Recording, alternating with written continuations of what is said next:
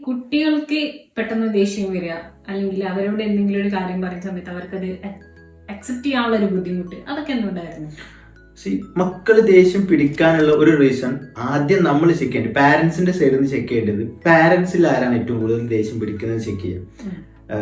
ഒന്നെങ്കിൽ ഹസ്ബൻഡ് അല്ലെങ്കിൽ വൈഫ്, അതായത് കുട്ടിയുടെ അച്ഛൻ, അമ്മ അല്ലെങ്കിൽ ഉമ്മ, ഉപ്പ, ആരാണ് ഏറ്റവും കൂടുതൽ ദേഷ്യം പിടിക്കുന്നത് നോക്കുക.